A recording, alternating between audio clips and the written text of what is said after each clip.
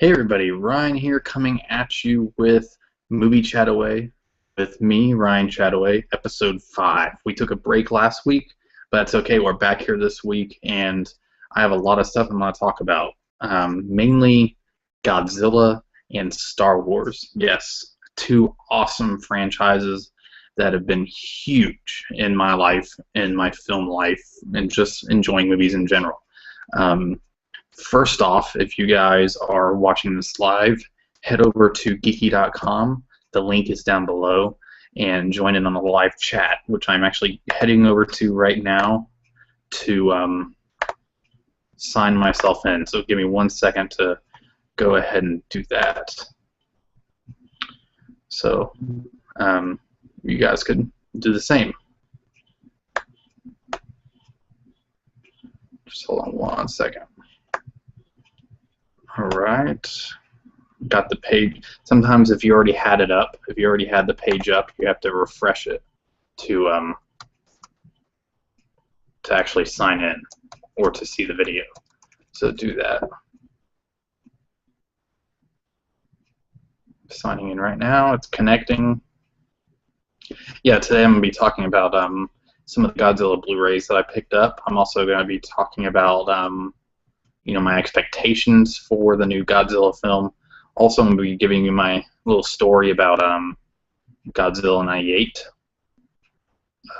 Basically my story behind seeing the movie, my opinions behind it, and then we're going to switch gears about halfway through. We're going to start talking about Star Wars. Yeah, so that's what I'm doing, and it's taking forever to load into this chat. So just give me 1 more second. I guess I could just keep talking while I'm doing this so it doesn't turn into a boring video. But yeah, I picked up 3 Godzilla Blu-rays, and I didn't pick up every single Blu-ray that came out that was Godzilla related, just because, I was trying to be economical, and yeah. Still trying to get in. Alright, I am now in. Okay. And I don't know, if you guys want to talk to me or ask me questions during it, you can ask them. But for the most part, I'm going to try to just talk. And so if I get a question, I'll answer it. But I might not catch it because I actually have the volume turned down on my computer, and I have other windows up. You can see my face. That's awesome. So yeah. So yeah, so you could ask me questions or anything like that, and I will eventually answer them because I got my volume turned down on my computer because it's doing a bunch of stuff, and I don't want it to start ringing while I'm doing the live stream. So let me head back over to the window. All right. Yeah, it's been a crazy few days at work. I've literally worked like 5 12-hour shifts in a row, and I work again tomorrow, so I'm just exhausted. I haven't really made any videos in a week, and so that was partially the reason why I didn't have a show last week, because I was just crazy with work. And but the day after tomorrow, I'll be off for 3 days, and my last day off, I will be seeing Godzilla. My tickets are already bought. Me and my wife are going to be going in there afternoon to where I could have my review up by nighttime to where you guys could see it Friday. So I'm really excited about that. So once again, if you guys are watching, head over to geeky.com into the Geeky TV spot and join in on the live chat if you want to ask me questions and all that fun stuff. Luke. My buddy Luke's watching this, and he says, "Do I like bitches?" I know where he's going with that. No comment. I like her, and I like bitches. Yeah, it's an inside joke. Some of you guys might know what I'm talking about. Thanks, Luke, for cheering up the beginning of this stream. But yeah, so it's just been crazy seeing Godzilla. I'll be off, and I'm actually doing something special for my Godzilla review. As you guys can see right here, I have some Godzilla figures right here. I'm actually going to be using those to make a like a little intro for my Godzilla review. That's all I'm going to mention about it because I want it to be kind of a surprise. And but I think it's gonna be a lot of fun. And I'm actually making. Actually, I'm not even going to talk about it anymore. I want it to be a complete surprise. So be sure to look out for that. So, what 3 Godzilla Blu-rays did I pick up, do you ask? If you did ask. The first one is Godzilla versus the Smog Monster, aka Godzilla versus Ghidorah. Now, this film is part of the Showa series. It came out in 71. Yeah. Luke, I'm definitely going to get to that question. What am I most hyped for, Godzilla or Star Wars Episode 7? I mean, I could have said Star Wars, or I would have said, just Godzilla, just because the movie's getting ready to come out. But ever since they announced the original cast, it's going to be jumping on board for the new Star Wars film. I am just as excited for that. So it's kind of a split. I guarantee you, after I see Godzilla, I'm going to be all about Star Wars again. A couple months down the road. But yeah, I will talk more about that when I talk about Star Wars. So, Godzilla versus the Smog Monster. This was actually the first Godzilla film I ever saw, ever. And I remember I was really, really young. I used to watch it on, I remember the first time I watched it was on the Sci-Fi Channel. And I think it was the Sci-Fi Channel. It was just some channel that had this film on it. It was the American dubbed, really cheesy dub that they had. And I think the dub is actually considered one of the worst. It's on like a list for like one of the worst films of all time or something like that. I don't know. I don't really care because to me it's just pure fun. So this film right here, I watched it and for so long all I thought was, I love Godzilla movies, especially the one about pollution, because that's all I remembered about this film. And for so long I didn't even realize which one this was. I was just like, man, what one is that one about pollution? I used to really, really, really just love this film. We have Zarin Isarak in the chat too, and he said that was probably one of his first ones too. And Skinslip is in the chat too. He said it was the first one he ever saw. So yeah, this one, it was the first one I ever saw. And I remember just being so like. And now, like, rewatching it, because it's really been years since I've watched it when I bought the Blu-ray. And yeah, Luke says his first Godzilla film was 98. Yeah, that was pretty close to my first, because that was around the time I did it. But, yeah, this film, now that I look back on it, or now that I've seen it and I could look back, I think this is actually, I think it was so fun to me when I was a kid because it has a lot of music, it has like some animation sequences, and it's just really kind of out there. It's definitely a strange Godzilla film when you look at it in, like, you always think of like part of the Showa series as really childish because they were kind of gearing some of those films towards kids, but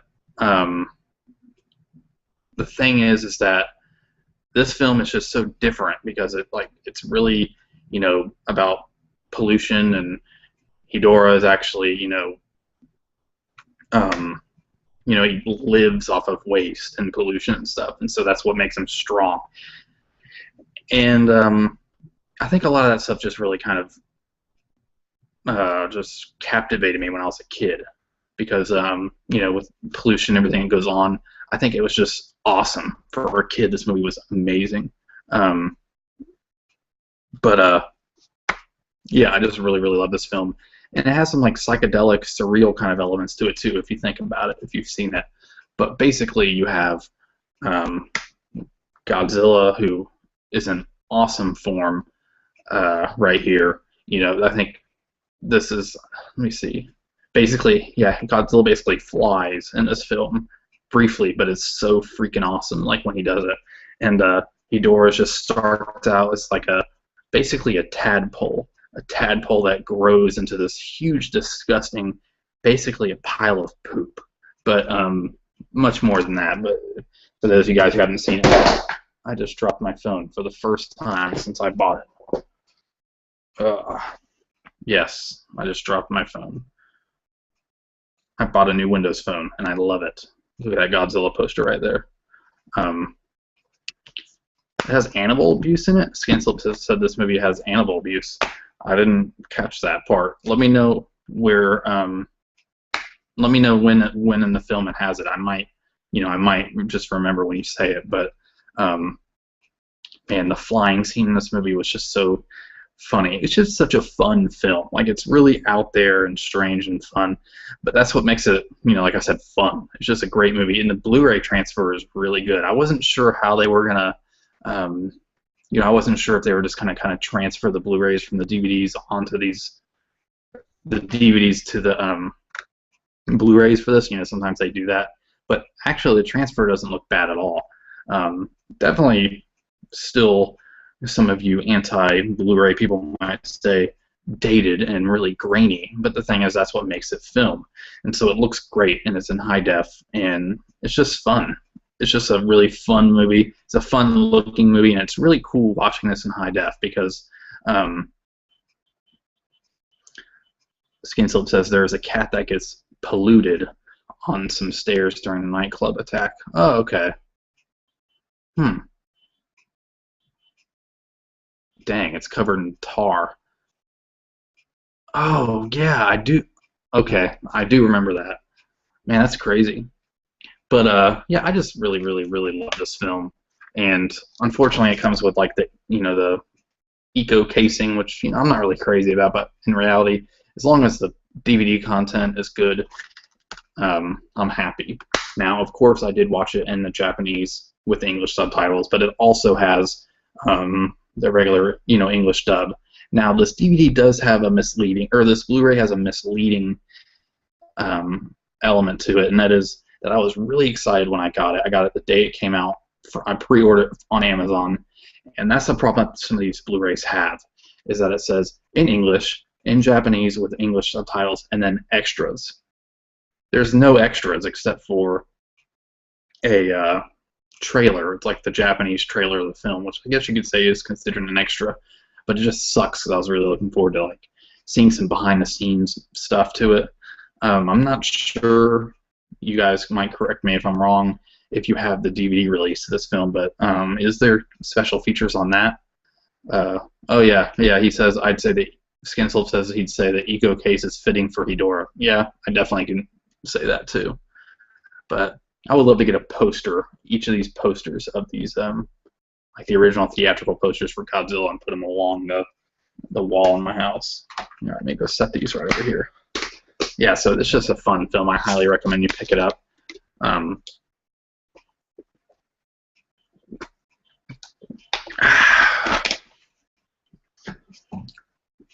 right, the next one is Godzilla versus the Sea Monster. Now, this is one that I don't really remember a lot of, and by the time I got older and I was trying to collect all the Godzilla films, as you can see behind me, I'm trying to get all of them. Really only have like less than 10 left to get. This right here, from what I remember seeing it back in the day, and it was like, I think I was bored by it back in the day.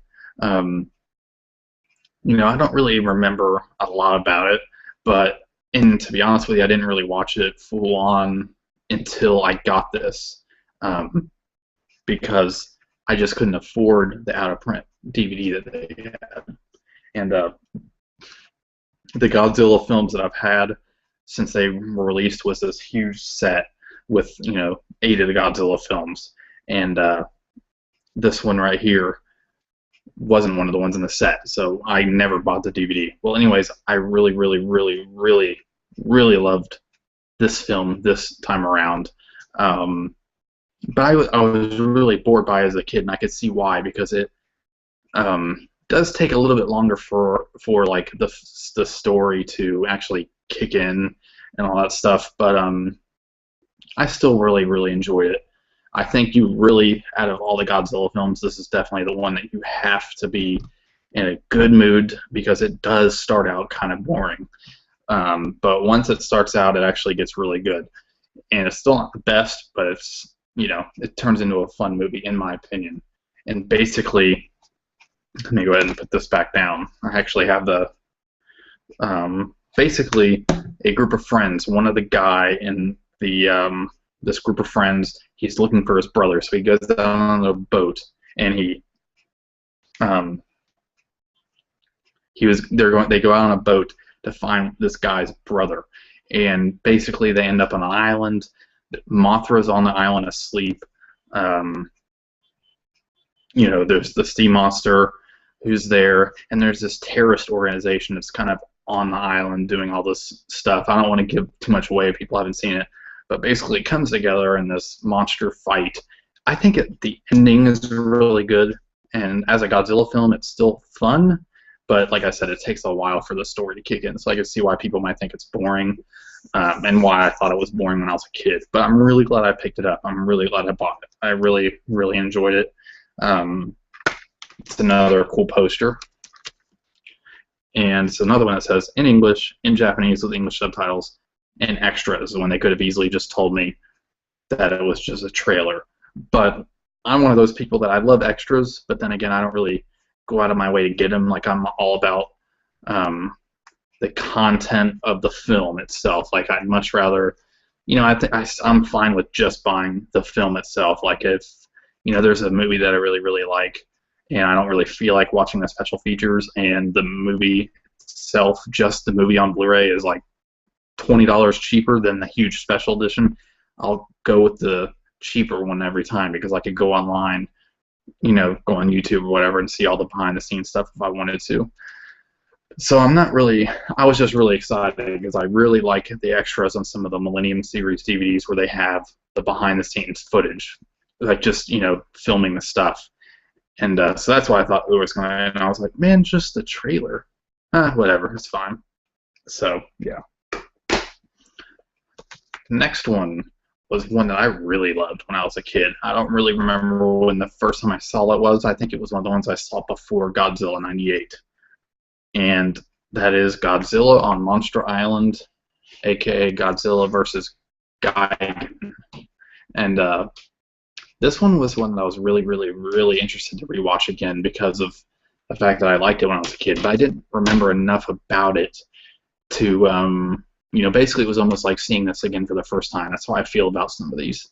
And so it's Godzilla on Monster Island. This one has a really, really cool kind of plot to it. And basically you have this group of these two guys. One of them is like a theme park tycoon, and the other one's like his younger assistant.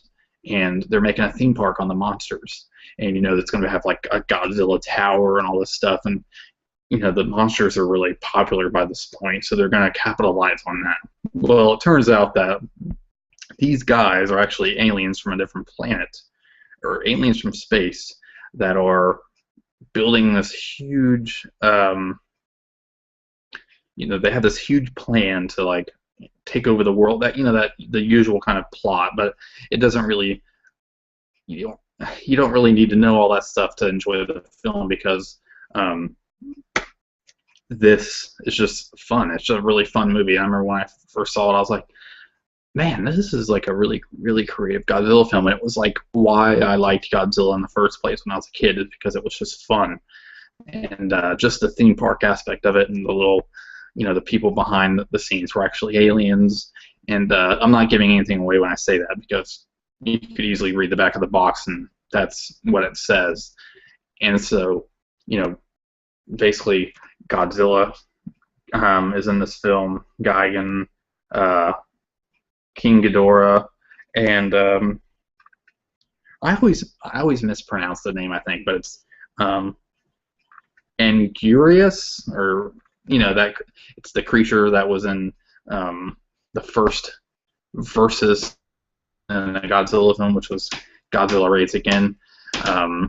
Really known for this distinctive roar that it does. It has that echoey type thing. He's actually one of my favorite creatures that Godzilla ever faced. But I think up against Gigan and King Ghidorah in this film, and like the aliens and stuff. And it's just overall a really, really fun film. And this is another one that has it's in English, or you could watch it in Japanese and English subtitles, and it has the trailer for the Japanese release on that. So yeah.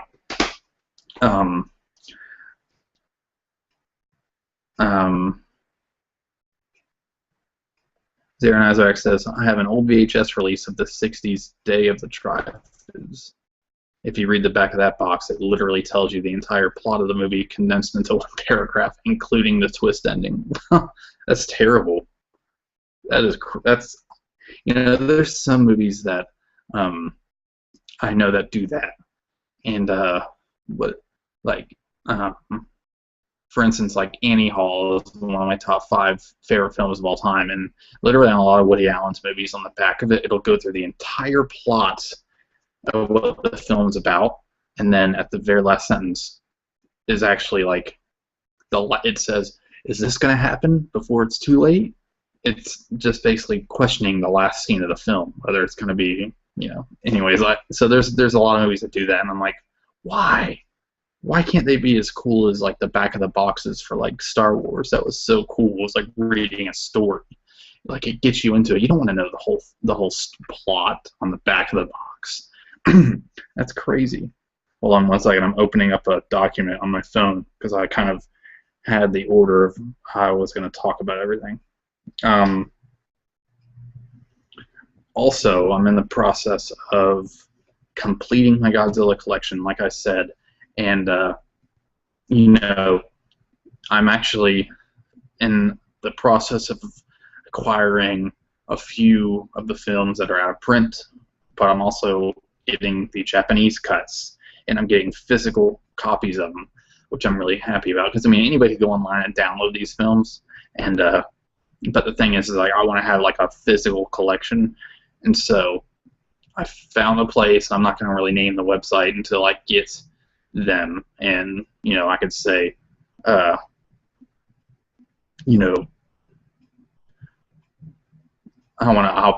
like mention the site whenever I get the movies to promote. I'm gonna like get like the Return of Godzilla, Godzilla '85, Son of Godzilla, and I'm getting some of the other ones I don't have that are out of print, but I'm getting the Japanese cuts, and found them for a really good price online. Spent a long time trying to get it, like figure out how I can do this, and anybody could just easily go online and download these, but I really want physical copies, and I just want good if I'm going to get bootlegs, I might as well get a physical bootleg, to where if I get arrested for bootlegging, it's going to, well, I guess that's stupid, because I guess that makes it seem like, well, if I bootleg stuff, I might as well just have it in my house to where I can, but, if I'm actually going to get something like that in that way, I'm going to want a physical copy of it. But technically, the place I'm getting it from, of course, all over the website, they talk about how everything is legal. So it's just whatever.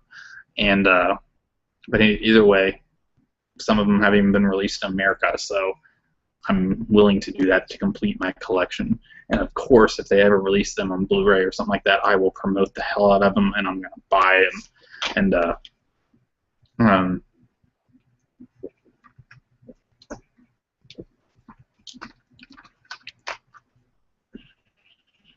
Darren Isaac says, I'm just going to wait for the re-releases of the out-of-print ones. And, that's what I originally planned, but I think I'm just so dang freaking... That was a nice censorship of my language. I guess I'm just so, impatient. And, I literally found a site that I can buy these films in the boxes. And, I'll say I could buy them for like $12 each. And it's a legit site. I checked all the references for the site, and it's completely legitimate. And they have a 95% plus rating with different other sites, and so I'm really, really excited about it. the more they talk about how legal, it usually directly proportional to how not legal. Yeah, probably. Either way, I'm gonna get them. But and then of course I'm gonna get them when they come out. But yeah, I mean, I know a lot of people that actually have. In fact, I was talking to somebody recently that I work with that downloaded like basically all the Japanese cuts for every single Godzilla film online for free. And what? In five, I mean, it took longer than 5 seconds, but I was like, man, I've spent so much time and effort to, get this collection started, and this person goes in here and gets it for free in literally 5 minutes. So I'm just like, what? That's crazy. And to me, I'm gonna get everything that I can get that's available, and then if there is some that I have to go extra routes to get just because they haven't been released here, I'm going to do it. I have a few movies that are Korean releases that just were never released on DVD in America. But yeah, I really, really hope they do release some of these movies again on Blu-ray. Some of these ones that are out of print, like the '85 Godzilla, which I just found out something really interesting recently, that a lot of seems to be a misconception about, is the '85 Godzilla movie considered a Showa film or a Heisei series film? And I always thought it was just considered part of the Heisei series, but I actually just read up that technically when it was released, it actually, let me see, it actually was released during the Showa era, and so it's kind of there's a huge camp out there that say it's actually a Showa film, and then there's the people that say it's a Heisei film. So let's see. I've used those movies for temp fills just so I can watch the movies during the 60th anniversary year. Okay, but this is what I don't understand, is that people, from what I read, and correct me if I'm wrong, I read that in Japan they still consider it as the Heisei or the Showa series because the Showa era ended in '89. But yeah. So I guess it's just one of those things I just had to bring up, just because I think there's this, whatever. However, they were both made during the Showa era at the end of the yeah. So yeah, it's just interesting because yeah, I mean, I was just saying technically because of the Japanese eras, because the Showa era, I think they say ended in I think it was '89. And so, yeah, anyways, because basically the Godzilla eras are split into 3 groups. We have, the Showa series, which was, the original Godzilla up until, what was the first one? Or what was the last one? Was it Godzilla's Revenge? I always forget. Yeah, and then they call, anyways, the Heisei series starts with, Godzilla '85 and goes through Godzilla versus Destroya, and then we have the Millennium series, which is Godzilla 2000 through Godzilla Final Wars, which is a masterpiece. Now, it's not one of my favorite ones, but I actually rewatched parts of it today at work on my break, and some of the scenes in it are really, really funny. But yeah, so anyways, I just thought I'd bring that up to get people talking about it. So yeah, the next thing I was going to talk about was my experiences with seeing the '98 Godzilla. Okay, Terror Mechagodzilla was the last Showa. How did I forget that? Yeah, exhausted, but still. 1975 was, so there was basically a 10-year difference.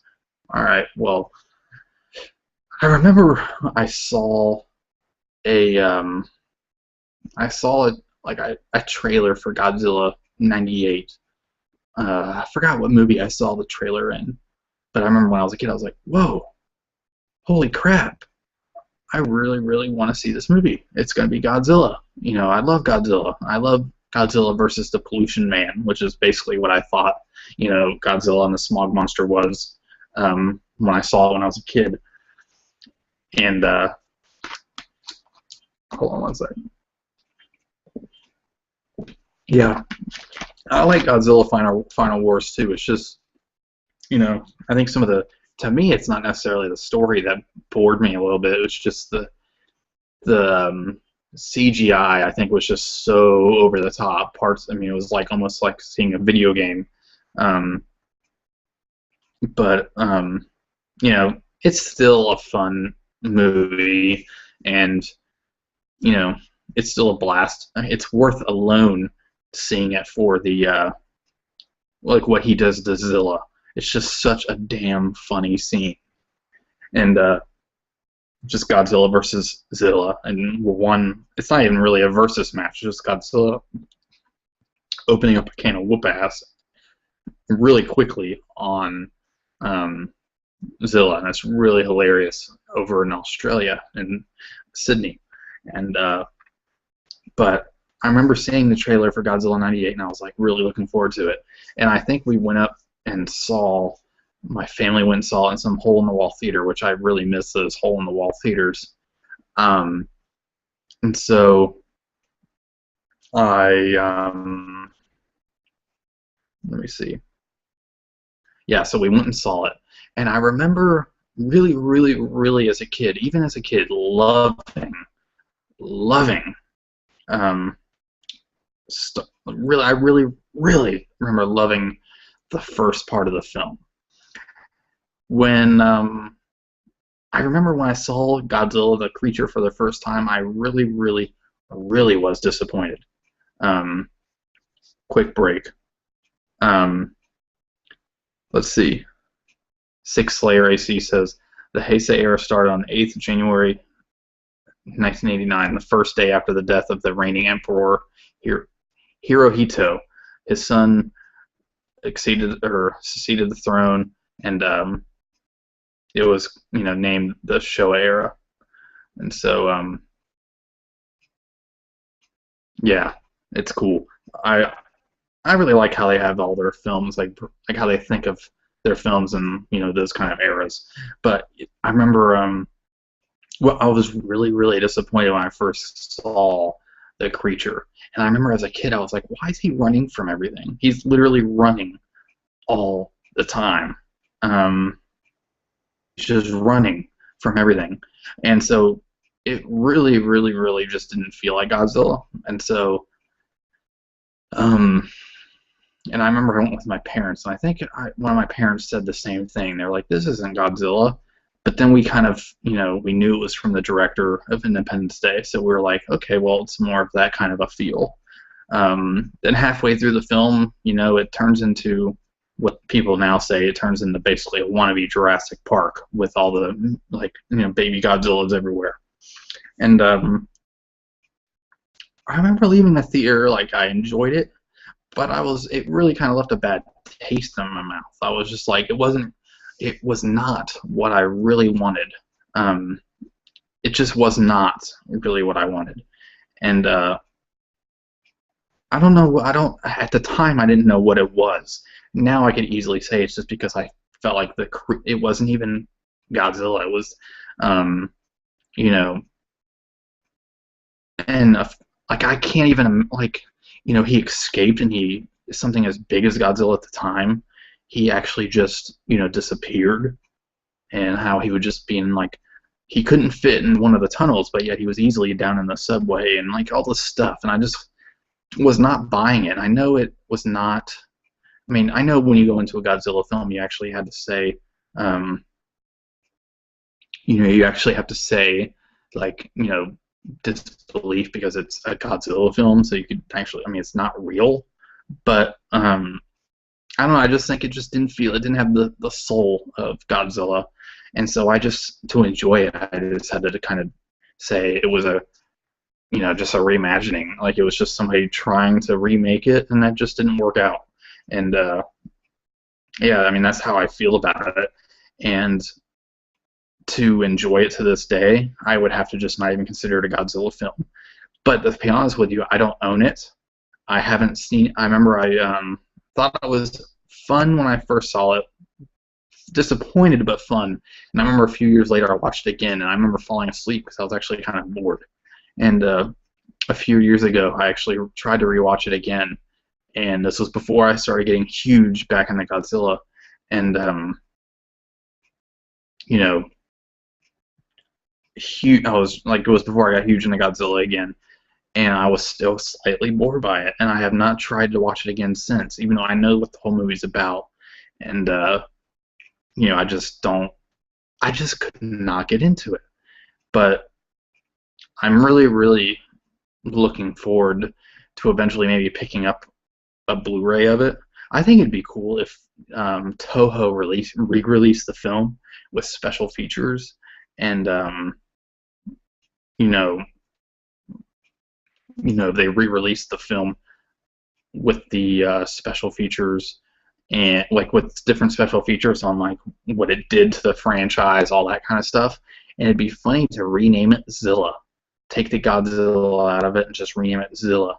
I think that'd be pretty funny. And it'd be pretty cool if Toho re-released it technically, because they hold the rights to that character now. But yeah, in Final Wars, that same character goes up against Godzilla, and he comes down in this huge, grandiose fashion. Godzilla's walking across Sydney, and all of a sudden the ship comes along and beams down this huge ray of light. It's funny because it's almost. I actually rewatched the scene again today. It's almost like, the light of God coming down and just releasing this creature. And next thing you know, you see it's Zilla. He does his little iguana frog type, dance that he doesn't dance, but that look that he does. And he sees Godzilla, and he's like, "You're mine," basically. And he goes over to Godzilla, and he tries to attack him.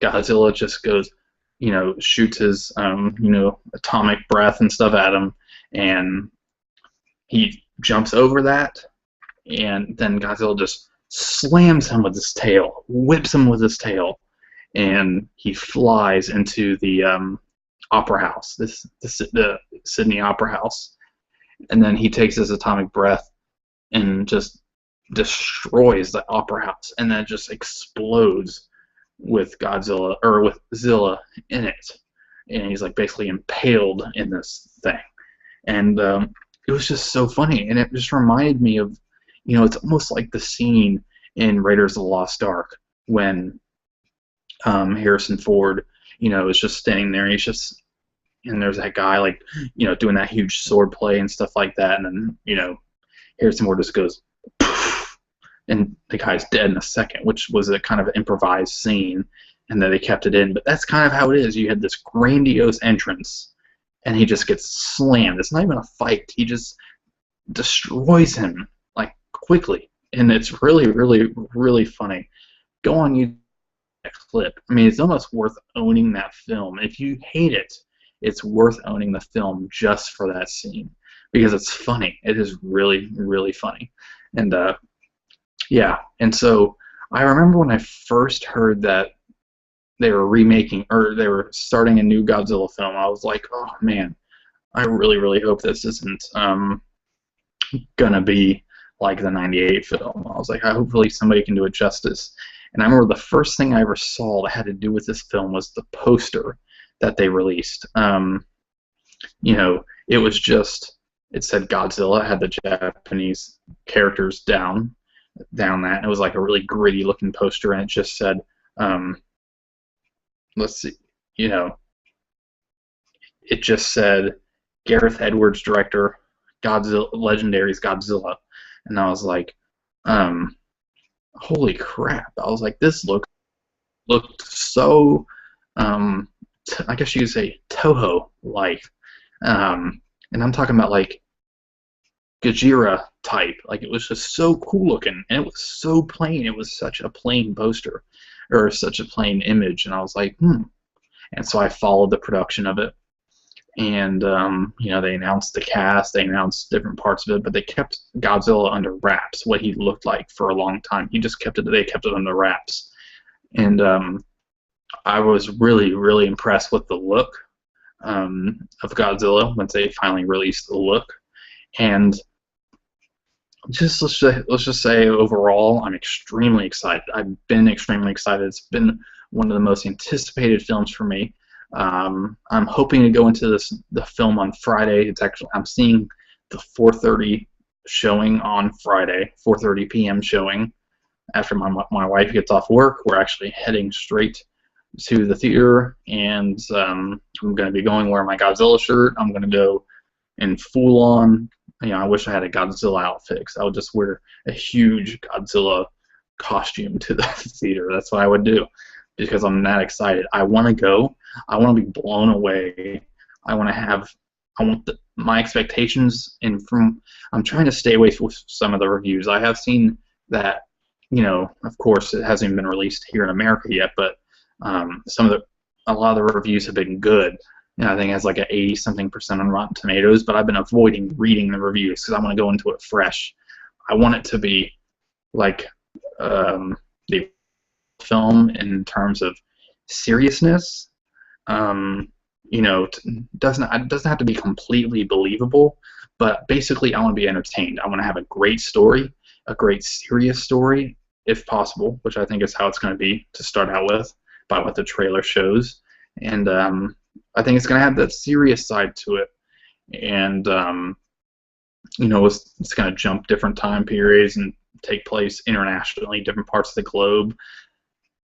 And I hope to be entertained. I hope to be entertained by, you know, just the fact that it's just going to be a kick-ass monster movie, like giant monster movie, a big kaiju movie. And, you know, I really, really, really loved Pacific Rim, and I really hope it blows Pacific Rim out of the water in terms of how I like it, because I love Pacific Rim because I love Godzilla movies. So, yeah. That's just how it is, and that was the reason why I got into kaiju movies in the first place, was Godzilla.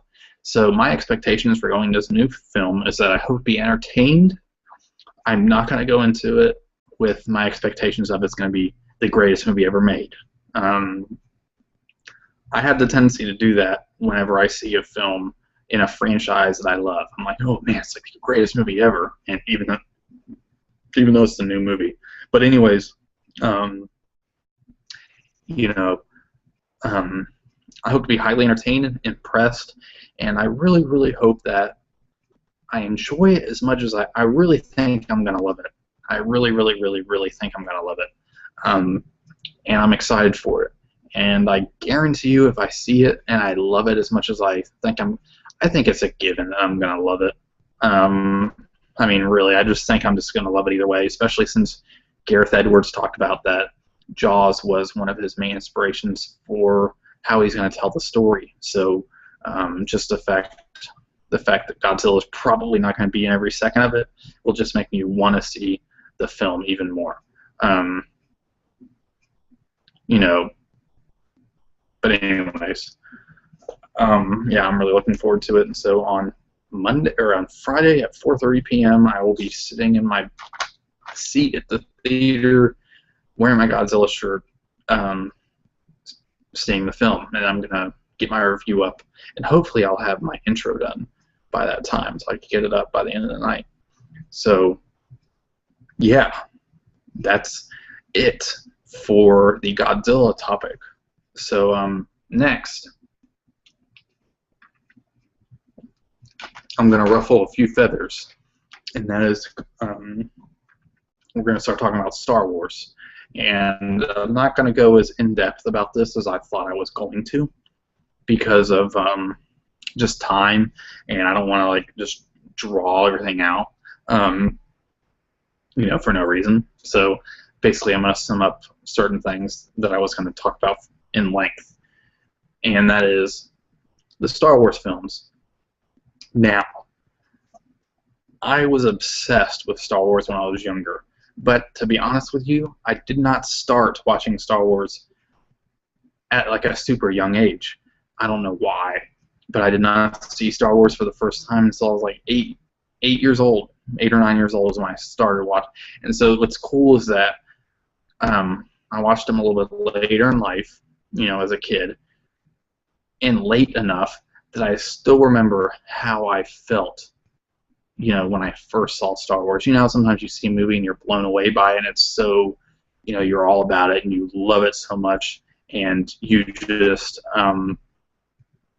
it's just groundbreaking, but you can't remember how you felt the first time you watched it.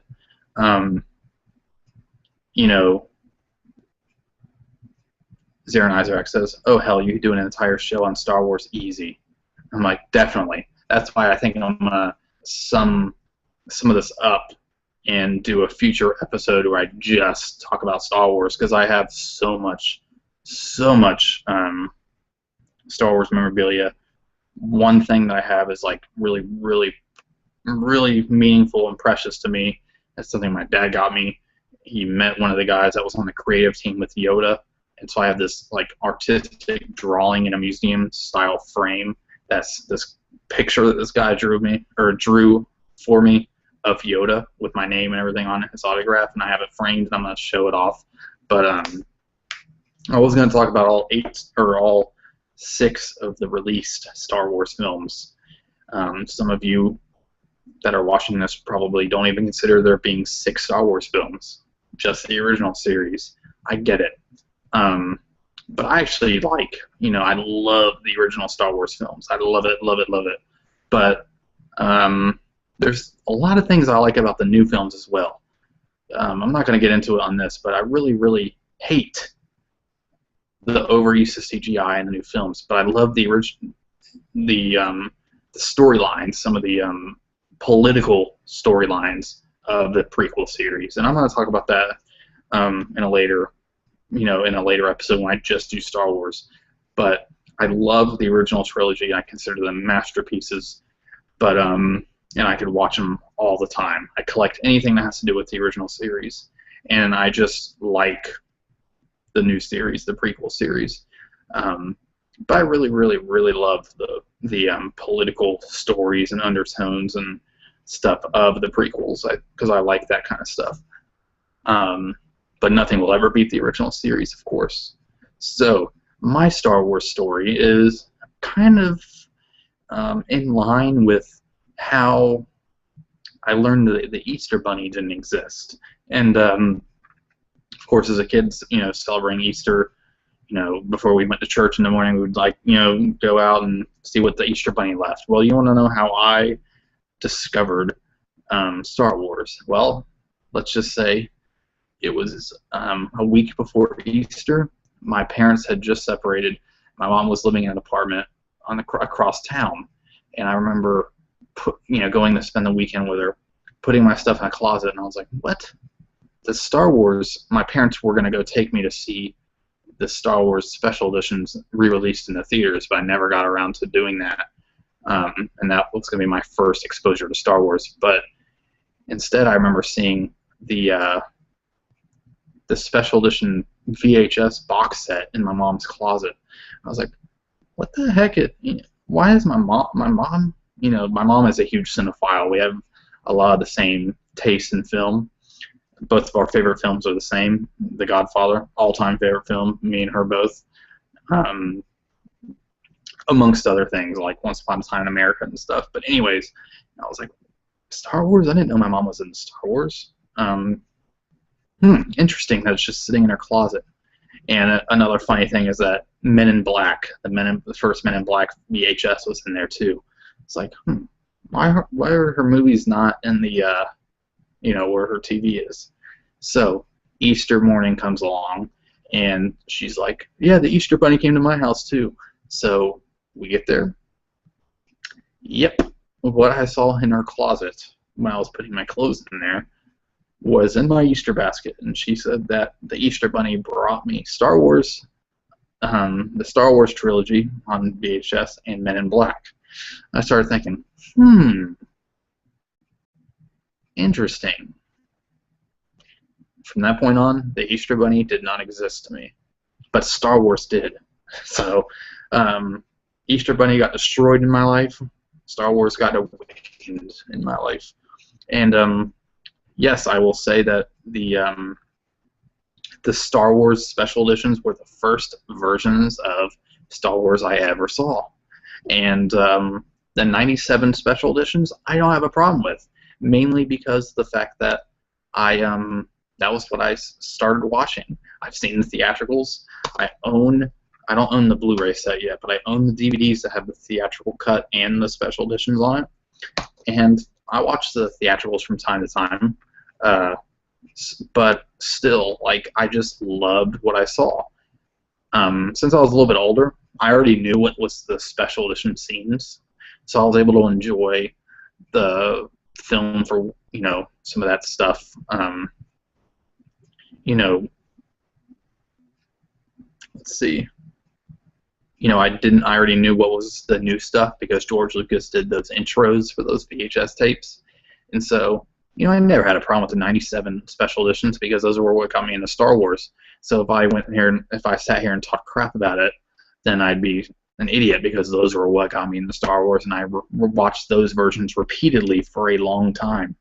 Really until these DVDs came out, and I started watching the theatricals too. And I really love the theatrical cuts. I really hope that one day they release those on Blu-ray. That'd be really awesome. I don't think that's going to happen, but it'd be awesome because I'd be happy with the 97 cuts on Blu-ray. I'd settle for that over the change. That's the reason why I haven't bought the Blu-ray set yet, was some of the other special edition other special edition stuff that, was added to the movies, like on the Blu-rays and DVDs. Some of that stuff pisses me off. I don't like certain things, and but I'll always like the 97 editions, mainly for the nostalgia fact, and that is what got me into Star Wars. I used to go to the local comic book stores as a kid and order all these Star Wars action figures that they were worth a lot of money at the time, and they eventually were worth a lot of money. And then, I used to skip school and watch the Star Wars movies, elementary school, all the time. I was just obsessed. I used to, trade all this stuff. Then in middle school, I went through a period of time where I thought made fun of for what I was into. So, yeah, without the permission of my parents, I gave away almost all of my my Star Wars action figures, comics, all my collectibles. I got rid of it because I didn't understand that some of these things were collectibles. Yes, some of them were worth a lot of money. I was grounded for a long time when I gave them away. It wasn't one of those situations where my parents could say, "You need to call them and get that stuff back." They didn't know the kid that I gave it to, and so it just did not really work out. I would say I regret it to this day, but I don't live with regret because if that didn't happen, I probably would not have held on to a lot of the stuff I hold on to now. So that caused me to keep a lot of stuff that now to this day are collectibles. So yeah, that's my opinion on it. If they release the theatrical versions on Blu-ray, I will be there. I have the 9-disc Blu-rays only for the bonus content. Yeah, I really hope to get the bonus content one day, but I really do not want to shell out that money those films, because I legitimately think, and I know some of you that grew up on the theatrical editions feel the same way about the 97 cuts, but the original or the Blu-ray changes and stuff like that are really, really, really, really annoying, and I think it takes away from a lot of stuff in certain scenes. I think the Return of the Jedi. First of all, I think the Return of the Jedi ending is very I don't mind. I actually really kind of like the John Williams music in the '97 cut of Return of the Jedi because also I grew up with that. Um, so I don't have a problem with that. What I do have a huge problem with is when they released them on DVD and Blu-ray, they put Hayden Christensen in the spot of the original Anakin Skywalker. That pissed me off. It really takes away from the whole part of what that scene means, you know. And I could go on about that. I'm going to in a future episode when I talk about all the Star Wars films one by one. But it really took away from what that scene is actually about and what him being dead now. And, you know, he actually had that, you know, reconciliation. His character was reconciled with the Jedis and himself. He was back. And so him being dead, you know, being Hayden Christensen was not, it just took away from the whole meaning because, you know, yeah, anyways. And I hate the Vader saying, no, like, it's just, I don't know. But yeah, the original score for that scene too is really, really good. I think I just, you know, like both, like I said, mainly because of the fact that I grew up on that was what got me into Star Wars were those special editions. I didn't even realize the difference, like I didn't even think of the differences between them at the time because, like I said, I was only like 10 years old when when the special editions came out. So, you know, I didn't have this huge fandom of Star Wars yet. So, but anyways, yeah. The Empire Strikes Back is definitely one of my favorite films of all time. It's my favorite Star Wars film. But you know, in fact, this is another weird thing is that I actually didn't see the original Star Wars film first. I forgot what happened, but I actually saw The Empire Strikes Back and Return of the Jedi as they were my first ones I ever saw. Then I saw A New Hope, and so it was really funny, but they blew me away. It blew me away, and yeah, so I just became addicted to the Star Wars films, and I have been ever since. I own countless Star Wars comics and all this stuff, and posters, and but yeah, you know, some people are mentioning in the chat that, you know, it would be easy money for Disney to re-release the gosh, can you imagine if they released the theatrical cuts on Blu-ray? Like, they would make so much money, so much money. So you know, I look forward to getting them like that one day. I'm happy with my DVDs until that happens, because I'm not going to spend that much money on those on the Blu-ray because just for the special features, because I don't like some of the changes that they made in the film. All right. So, what are my expectations for Star Wars Episode 7? Well, I've always been a fan of J.J. Abrams since the days of Alias, Lost. Always been a fan of J.J. Abrams, and so, and I like every single movie that he's directed, and I'm a huge Trekkie, so I really love what he did with the Star Wars franchise or the Star Trek franchise, which has slightly divided the Star Wars, like the Trekkies as well. But I really, really, really love the new Star Trek films. I really love the original ones too. So something started going crazy. But anyways, I think my TV just started making weird noise. And let me think. What was I? Sorry, I lost track. I'm exhausted, and so I'm trying to. Okay, so I really, really like everything that he's done. Well, so all this time, me and my buddy Luke Ryan, who you guys know that I do millions of videos with. He's one of my closest friends who came and visited me. He lives in Norway. He's been doing a series for like the last year and a half, 2 years, called Road to Episode 7. And he's literally been chronicling everything that has to do with this new film. So we've both been looking forward to it. And you know, I'm really, really looking forward to it. The fact that the original cast is jumped on board with it, and it just blows me away because, Mark Hamill was basically on record saying that he was not going to be a part of it unless a lot of practical effects were being used. He's on board. J.J. Abrams and a lot of people have been quoted saying that there's going to be a lot of practical CGI. That's how I love CGI.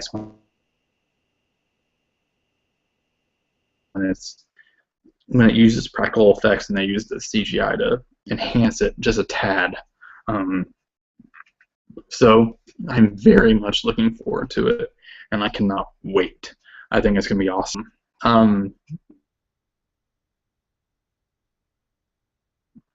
Yeah, so this is the 5th episode of this series. I'm really loving doing this so far and trying to do something different every week. So I think like every 5 or 6 episodes or so, I'm going to have people on. And I think that maybe, but if people on, or if I'm off the next day, if I'm off on Tuesday next week, I'll have people on. But if I'm 5 or 6 episodes, I'm going to have people on and not just be me babbling on. So, but anyways, yeah. Make sure you check out some of the other stuff on Geeky.com. Make sure you just check out Geeky.com. If you write, if you like doing geeky type stuff and you want to get involved, get in touch with everybody at Geeky.com. Submit stuff on. You could submit articles and stuff on Geeky. It's just a really, really cool website because a lot of websites out there are like really hard to make your voice known and basically say your opinion about stuff. And this is something that you could just come and be a geek and not be judged for being a geek. And so get involved that way. And if you're just somebody who is a giver, you could even donate to the site to keep it going, because it costs money to keep sites going, and we like being able to keep the site going. There's a gift shop, and there's a lot of cool things. It's just a really, really cool site, and it's just we all get together and be nerds together. And to be honest with you, there's no better way to there's no better way to spend your life, spend your spare time is talking about stuff that you love. And if you are watching this live or you're watching it on my channel later or on Geeky, if you do videos and you want to do a show, submit your ideas to the people at Geeky. They're looking for a lot of content.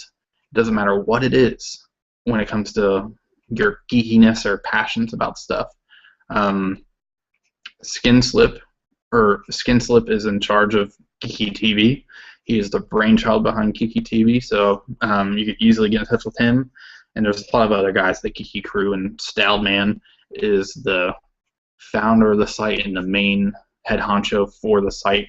But Skinslip's the guy who basically started Geeky TV, and so I owe him a lot of thanks, and he's been really, really, really awesome about letting people do whatever content they want as long as they love what they're saying and doing, which is really awesome, and that's what most websites do not let you do nowadays. You have to like filter what you say. This isn't how it is at all. So anyways, guys, thank you for watching the 5th episode, and I will see you guys later. Be sure to check out my channel, check out Geeky.com, and remember, there's 3 ways of doing things: the right way, the wrong way, and the chat way. See ya.